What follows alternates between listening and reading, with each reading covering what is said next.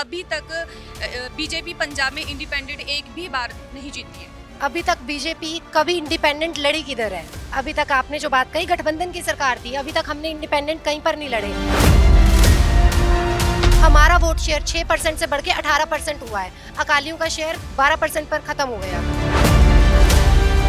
गठबंधन के साथ गठबंधन के साथ नहीं मैम, हमारा डाटा जो है वो 18% पे जब हम बढ़े हैं वो हम डाटा बड़ा पर जीत गई। देखिए बीजेपी जो है वो अभी बच्चा पार्टी है, अभी तो हम यहाँ पर पैदा हुए हैं, अभी हम शुरू हुए हैं। बीजेपी को पंजाब में जीतने के लिए चुनौतियों का सामना करना पड़ेगा। सबसे बड़ी चुनौती आप जानती हैं किसान। ऐसा बिल्कुल नहीं है कि किसान हमारे साथ नहीं है। आप अगर देखोगे किसान तो बीजेपी के साथ है और बीजेपी किसानों के साथ है। पंजाब ने बीजेपी को क्यों नकारा और आम आदमी पार्टी को पसंद किया? हमें नहीं फ्री बिजली चाहिए, हमें मत दीजिए फ्री बिजली, इसकी बजाय 24 घंटे बिजली मुहैया कराइए। हमसे पैसे लीजिए, हम पैसे देंगे, पर बिजली 24 घंटे आनी चाहिए। नमस्कार, डे टू डे भारत देख रहे तमाम दर्शकों का मैं मनप्रीत कौर स्वागत करती हूँ। जैसा कि डे टू डे भारत ने आपसे वादा किया है कि डे टू डे भारत हर खबर को सच्चाई के साथ दिखाएगा, और डे टू डे भारत ने आपसे ये भी वादा किया था कि डे टू डे भारत का कोई भी पत्रकार, कोई भी कार्यकर्ता किसी भी तरह की रिश्वत नहीं लेगा, किसी भी पार्टी से कोई भी विज्ञापन नहीं लेगा, हर खबर को सच्चाई के साथ दिखाएगा और बेबाकी से हर सवाल को उठाएगा, क्योंकि जनता का चैनल है, जनता की आवाज़ उठाता है। तो आपको बता दें, पंजाब के लुधियाना सीट पर उपचुनाव होने जा रहे हैं और ये चुनाव 19 जून को होंगे, और सभी पार्टी के सीनियर नेता चुनावी प्रचार में जुट गए हैं। और हमारे साथ यहाँ पर है बीजेपी नेता हैं निहारिका कमल जी। आपका बहुत बहुत स्वागत है डे टू डे भारत में। जी नमस्कार मैम, चुनाव प्रचार जोरों शोरों से चल रहा है, सभी पार्टियों ने जोर लगा रखा है कि इस सीट पर जो है विजय हासिल की जाए। तो आप किन मुद्दों को लेकर इस सीट के ऊपर उतरी हैं? देखिए एज अ यूथ अगर मैं बात करूंगी अभी तो सबसे पहले यहाँ पर यूथ के लिए रोज़गार की बात सबसे पहले कि देखिए इस समय पे पंजाब के जैसे हालात हैं तो यूथ यहाँ से बहुत ज़्यादा बाहर जा रहा है। तो अब देखिए कि अगर यहाँ पर और अगर हम लुधियाना की बात करें, लुधियाना एक इंडस्ट्रियल हब रहा है और हमेशा से यहाँ पर इतनी इंडस्ट्रीज़ रही हैं। जैसे पिछले साल पहले यहाँ पर अपने इंडस्ट्री में अपने यहाँ पर एमएसएमई की अगर हम बात करें कि न्यू स्टार्टअप इंडिया की, तो किसी समय में यहाँ पर सिर्फ 20,000 जो थी इस तरह का काम वो थे कि कंपनीज रजिस्टर्ड थी। जब से मोदी सरकार आई है पिछले 10 साल में यहाँ पे डाटा बढ़कर 3 लाख हो चुका है। तो देखो कि ये चीज़ें ये सेंट्रल गवर्नमेंट की तरफ से हो रहा है पॉसिबिलिटीज़।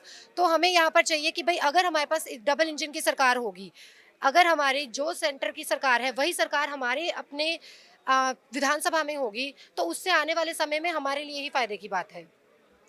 निहारिका जी, पहले 10 साल तो यहाँ पर बीजेपी रही है गठबंधन के साथ, तो उस टाइम जनता ने क्यों नकारा बीजेपी को? दोबारा से बीजेपी क्यों नहीं आ पाई और अभी तक बीजेपी पंजाब में इंडिपेंडेंट एक भी बार नहीं जीती है?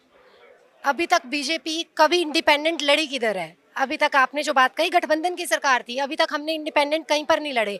हम जब से लड़े हैं आप तब से डाटा देखिए। 2024 में हम पहली बार चुनाव में हम लोकसभा चुनाव में पहली बार लड़े हैं। हमारा वोट शेयर 6% से बढ़ के 18% हुआ है। अकालियों का शेयर 12% पर खत्म हो गया। तो हमारा वोट परसेंटेज तो बढ़ा ही है। तो हम ये तो आप कह नहीं सकते कि बीजेपी ने विस्तार नहीं किया। बीजेपी विस्तार कर रही है गठबंधन के साथ। गठबंधन के साथ नहीं मैम, हमारा डाटा जो है वो 18% पे जब हम बढ़े हैं वो हम डाटा बड़ा पर जीत नहीं मिली। जीत देखिए जीत क्या है? जीत जो ऐसी चीज़ है कि अभी हम काम शुरू किया है। अभी आप देखिए बीजेपी जो है वो अभी बच्चा पार्टी है, अभी तो हम यहाँ पर पैदा हुए हैं, अभी हम शुरू हुए हैं। हमारा काम ही 2 साल पुराना है। आप जो बात कर रही हैं गठबंधन की सरकार की, वो पहले रही है। इस समय पर अगर हम हैं जो हैं हम अपने लेवल पर काम कर रहे हैं और हमारा काम ही शुरू अभी 2 साल पहले हुआ है। तो आप 2 साल की पार्टी जो है उस हिसाब से हमारी ग्रोथ रेट देखिए, तो उस हिसाब से बीजेपी ने बहुत विस्तार कर लिया है पंजाब में और ग्रेजुअली वो और कर रही है। निहारिका जी, बीजेपी को पंजाब में जीतने के लिए चुनौतियों का सामना करना पड़ेगा। सबसे बड़ी चुनौती आप जानती हैं किसान। किसान बीजेपी के पक्ष में नहीं है। 20 लाख से ज़्यादा किसान हैं और आप समझ सकती हैं कि 20 लाख किसानों का वोट कितना मायने रखता है जीत के लिए। तो निराशा के साथ कैसे आप? ये आपका शायद कह सकते हैं कि हाँ, कि डाटा गलत है या आपकी इन्फॉर्मेशन इतनी करेक्ट नहीं है, क्योंकि ऐसा बिल्कुल नहीं है कि किसान हमारे साथ नहीं है। आप अगर देखोगे किसान तो बीजेपी के साथ है और बीजेपी किसानों के साथ है। बीजेपी जो है अपनी हर स्टेटमेंट में और हर जगह पर, चाहे हमारे कितने बड़े सीनियर लीडर्स हैं, यहाँ हमारे बहुत सीनियर लीडर्स बैठे हैं, आप किसी से ही बात करेंगे तो आपको पता चलेगा कि चाहे एमएसपी की दिक्कत हो, चाहे कुछ भी दिक्कत हुई है, वो सब चीज़ों के ऊपर, मुद्दों के ऊपर, चाहे हमारे अध्यक्ष हैं, चाहे सुनील जाखड़ जी की बात कीजिए, सबने इस विषय के ऊपर बैठकर प्रेस कॉन्फ्रेंसेस तक की हैं। अगर आपको होगा, आप नेट पर देख सकती होंगी ठीक है। कि हम किसान बिल्कुल हमारे जैसे कि आप निहारिका जी कह रही है कि किसान आपके फेवर में, जो पिछले विधानसभा चुनाव पंजाब में हुए, फिर पंजाब ने बीजेपी को क्यों नकारा और आम आदमी पार्टी को पसंद किया? देखिए, आम आदमी पार्टी को पंजाब ने क्या, लगभग सब, हम सब ने ही पसंद किया था। मैं ये नहीं कहूँगी, उस समय पे एक बदलाव की लहर की बात हुई थी। हम महिलाओं की बात करें तो महिलाओं को धोखे में कैसे किया, 1000 रुपये की बात करके, क्या वो वादा पूरा हुआ? आप बैठी हैं बहनें, पूछ लीजिए किसी के खाते में 1 रुपया भी आया हो। फिर ऊपर से 2500 रुपये की बात जो इन्होंने की दिल्ली में जाकर। अब ये है कि दिल्ली के लोगों में जागरूकता आ गई, उन्हें समझ आ गई कि क्या गेम प्ले हो रही है। अब ये चीज़ हमें भी यहाँ की औरतों को समझ है, और हम लोग लोकलाइट है तो हम लोग समझते हैं कि भाई ये जो चीज़ है, हमें फ्रीबीज नहीं चाहिए और हमें 1000 रुपये का लालच नहीं चाहिए। इससे बेटर है हमें रोज़गार दीजिए, हमें नहीं फ्री बिजली चाहिए, हमें मत दीजिए फ्री बिजली, इसकी बजाय 24 घंटे बिजली मुहैया कराइए। हमसे पैसे लीजिए, हम पैसे देंगे, पर बिजली 24 घंटे आनी चाहिए। ये एक मुद्दे हैं जिसके ऊपर बात होनी चाहिए। निहारिका जी, आपने कहा कि आम आदमी पार्टी हो चाहे कांग्रेस हो, वादे किए थे लेकिन वादे पूरे नहीं हुए। वादे तो बीजेपी ने भी किए थे। आज करप्शन देख लीजिए आप, मणिपुर में आपकी सरकार है बीजेपी की, हिंसा देखिए वहां पर थम नहीं पा रही है, युवा बेरोजगार है, तो किस वादे की बात करें? प्रधानमंत्री आवास योजना के तहत गरीबों के लिए फ्लैट बनाए गए थे, कौन रह रहा है उसमें? गरीब तो आज भी बेसहारा है, असहाय, सड़कों पर है, सो रहा है। क्या कहेंगे आप? मैं आपको पहले लुधियाना की बात बताती हूँ। क्या आपके लुधियाने में जो प्रधानमंत्री आवास योजना है, उसका लोग फ़ायदा उठा पा रहे हैं? नहीं उठा पा रहे हैं। जब आपकी स्टेट सरकार सेंटर की सरकार के बेनिफिट्स लोगों को नहीं लेने देंगी, तो लोगों को बेनिफिट कैसे मिलेगा? जो बेनिफिट अभी यहाँ पर लोगों को मिल रहा है, वो सेंटर की गवर्नमेंट से डायरेक्टली जो फंड्स आते हैं, वो यहाँ पर जहाँ लगते हैं डायरेक्ट, सिर्फ वो वाले जो फंडिंग है उसके ऊपर जो काम होता है, वो वाली सुविधाएं लोगों को मिल रही हैं। चाहे आप आयुष्मान क्लिनिक्स की बात कीजिए, जो हमारे, चाहे जन औषधि केंद्र हैं, उन सब की फंडिंग सेंटर से गवर्नमेंट करती है, और सेंटर से वो फंड बिकॉज डायरेक्टली आता है, इस वजह से वो यहाँ पर काम हो पाया। अगर वो स्टेट के पास आता तो लूट मार तो यहाँ पर इतनी है कि जो यहाँ के एमएलए हैं, आप पूछ लो कोई, अगर वो देते हो इनको, तो कुछ दिन पहले बातचीत की थी उन्होंने, श्री जयशंकर जी ने, उन्होंने लीकेज की बात की कि वो जो चलता वहाँ से दिल्ली से 10 रुपया है और यहाँ पहुँचते पहुँचते 50 पैसा रह जाता है। वो तो यहाँ पंजाब में इस समय पर भी हो रहा है। बाकी स्टेट्स में जहाँ जहाँ हमारी सरकार है, वहाँ पर लोगों की जो बेसिक सुविधाएं हैं, एटलीस्ट उसमें कोई दिक्कत नहीं है। निहारिका जी, जैसा कि आपने कहा कि जो राज्य की सरकारें हैं वो केंद्र से जो सहायता दी जाती है उसको पहुंचने नहीं देती, लेकिन जिन राज्यों में आपकी बीजेपी की सरकार है वहां पे भी तो लोग अभी गरीब है, बेरोजगार है, तो फिर वहां की राज्य की सरकार क्यों नहीं सहायता पहुंचने देती केंद्र?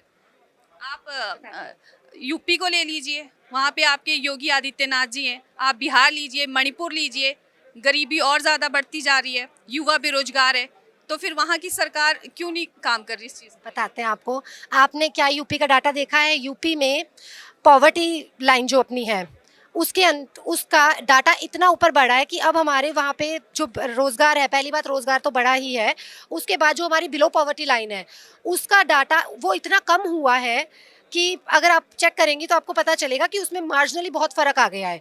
तो जब देखो सरकार कहीं आती है तो सरकार ये नहीं कहती सबको अमीर बना देंगे, ये पॉसिबल है? आप बताइए। एज अ, मतलब अगर हम काम करने वाले काम, को तो यूथ चाहिए। नहीं यूथ भी एक, आप एक बात देखिए, जैसे एक नॉर्मल हम एज अ नागरिक देखें, क्या जब संसार की सृष्टि की रचना हुई है, क्या अमीर गरीब भगवान ने बराबर बनाए?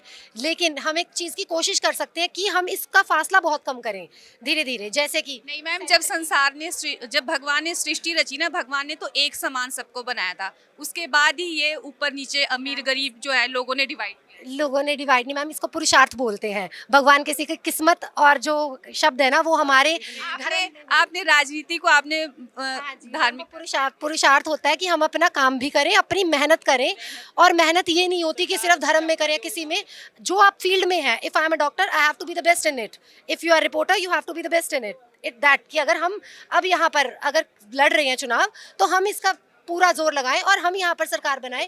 और यहाँ पर अभी हम सरकार बनाने की बात क्यों कर रहे हैं, क्योंकि हमें पता है कि हम बीजेपी यहाँ पे अब हम बदलाव कर सकती है। आप ये देख लीजिए, आपके जो दूसरे 2 कैंडिडेट हैं जिनकी आप अभी फेवर कर रही हैं, आम आदमी की या हमने मैम आपने शायद सुना नहीं, जब मैंने इस इंटरव्यू की स्टार्टिंग की तो हमने ये कहा कि डे टू डे भारत ने ये वादा किया है कि हमारा चैनल किसी से भी कोई भी विज्ञापन नहीं लेगा, किसी को ब्लैकमेल नहीं करेगा और पूरी सच्चाई के साथ खबरों को रखेगा। और जो सवाल मेरे, ये सवाल मेरे नहीं है, ये हम जनता के बीच में जाते हैं, उनसे पूछते हैं, उनकी आवाज़ को हम आप तक पहुँचाते हैं। और जनता तो दबी आवाज़ में ये भी कहती है कि वोट मांगने के लिए आ जाते हैं, लेकिन उसके बाद जब हमें उन्हीं नेताओं से कुछ काम होता है तो हमें आगे तक भी नहीं आने दिया जाता, हमारी बात सुनी नहीं के जाती। लिए हम बीजेपी की तरफ से आपको बताते हैं कि जो हमारा कैंडिडेट है वो पिछले 34 साल से यहाँ पर ग्राउंड में काम कर रहे हैं।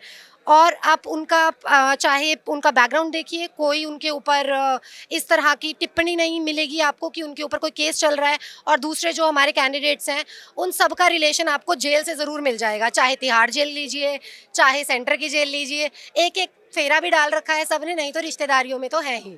निहारिका जी, पंजाब में मान सरकार ने नशे के विरुद्ध युद्ध छेड़ा है, तो आप क्या कहेंगी कि कितनी निजात मिल रही है, किस तरह से देखती हैं आप इसे? अब उसके बारे में तो हम क्या कहें, नशा फैलाने वाले अब नशे के विरुद्ध काम कर रहे हैं, तो इस बारे में तो क्या ही कह सकते हैं। पर ये है कि हम इस बारे में ज़रूर है कि पंजाब को नशा मुक्ति के लिए काम करने की बहुत ज़रूरत है। आने वाले समय के लिए मुझे लगता है कि अगर हमने अभी नशा नहीं कंट्रोल किया, तो जो हमारा यूथ है वो ऑलरेडी, अब पेरेंट्स क्या सोचते हैं, अब जैसे सोचते हैं कि 20-21 साल का बच्चा हो गया, रोज़गार मिल नहीं रहा है, और अगर बच्चा नशे में यहाँ पर लग गया तो ज़िंदगी बर्बाद करने से बेटर है वो सोचते हैं कि किसी तरह बच्चे को माइग्रेट कर दिया जाए यहाँ से, तो they will go for Canada या ऑस्ट्रेलिया, कहीं पर भी वो यहाँ से मूव ऑन करते हैं। बट लेकिन हम अपने पंजाब को कैसे बचाएंगे ऐसे? तो हमें ये वाली जो है, हमें इस चीज़ को रोकते हुए, इसका एक बीच में नशा भी इसका एक पॉइंट है, हमें नशे को रोकने के लिए बहुत काम करने की ज़रूरत है। जो अभी तक काम हुआ है हम उससे तो सेटिस्फाइड तो नहीं है। निहारिका जी, जो सीएम मान ने ये पहल की है नशे के विरुद्ध, तो क्या ये एक अच्छी पहल नहीं है? मैम पहल बहुत अच्छी है, बहुत अच्छी। पर एक बार बता दीजिए, मान साहब से पूछ लीजिए, नशा बेच कौन रहा है? खुद ही उनके लोग नशे बेचते हैं, फिर खुद ही नशा रुकवाने की स्कीम चलाते हैं। तो मुझे नहीं लगता ये कारगर होगी पंजाब के लिए। पर लेकिन ये एक बहुत ज़रूरी और नेसेसिटी चीज़ है जो हमारे पंजाब में होनी चाहिए। अगर जैसे हम लोगों ने इस चीज़ को मुद्दा रखा है, अगर हम लोग सरकार बनाते हैं तो ये हमारा one of the main issue एक रहेगा जिसको हमें रिजॉल्व करना है अपने समाज के लिए। आप इतने विश्वास के साथ कैसे कह सकती हैं कि जो नशे के खिलाफ युद्ध चला रहे हैं वही नशा बेचते हैं? मैम अब जब समाज में हम लोग घूम रहे हैं तो सुनने में जैसे आता है, तो जैसे आपने कहा आप लोगों जनता की आवाज़ सुनते हैं, वैसे ही हम भी जनता की आवाज़ सुनते हैं। तो जनता की आवाज़ से जो चीज़ें पता लगती हैं आपके आगे वही डिस्कस कर रहे हैं सिर्फ। जी। अगर आपका कैंडिडेट यहाँ से जीतता है तो क्या कुछ कार्य रहेंगे लुधियाना में सबसे पहले? जी मैम, सबसे पहले तो देखिए डेवलपमेंट, बिकॉज़ आई थिंक बाकी सब चीज़ें बहुत पीछे रह जाती हैं। सबसे ज़रूरी है हमारी डेवलपमेंट का इशू, और डेवलपमेंट से हमारे बहुत सारे फैक्टर्स सॉर्ट हो जाएंगे। लाइक यूथ का, आप चाहे तो जॉब की बात कीजिए, चाहे ड्रग्स का, क्योंकि जब यूथ के पास रोज़गार होगा तो वो इन चीज़ों से थोड़ा स्टेप बैक करते ही हैं। तो हमारा सबसे पहले इंडस्ट्रीज़ को यहाँ पर लाना, और इंडस्ट्रीज़ की जो दुविधा है, उनको बीच में जो भी प्रॉब्लम आ रही है उस चीज़ को रिजॉल्व करने के लिए एक कोई डायरेक्ट चैनल क्रिएट करना, कि इस वजह से ताकि जितना जल्दी और इंडस्ट्रीज़ यहाँ पे जितना बूम कर सकें उतना ज़्यादा फ़ायदा रहेगा। तो ये हमारा सबसे बड़ा मुद्दा रहेगा एक। निहारिका जी, बातचीत करने के लिए आपका बहुत बहुत धन्यवाद। तो कौन जीतता है लुधियाना में, फिलहाल ये तो आने वाला समय ही बता पाएगा कौन जीतेगा कौन हारेगा, जनता किसे चुनती है। फिलहाल मेरे साथ इतना ही। कैमरा पर्सन मनदीप के साथ मनप्रीत कौर की report, day to day Bharat के लिए।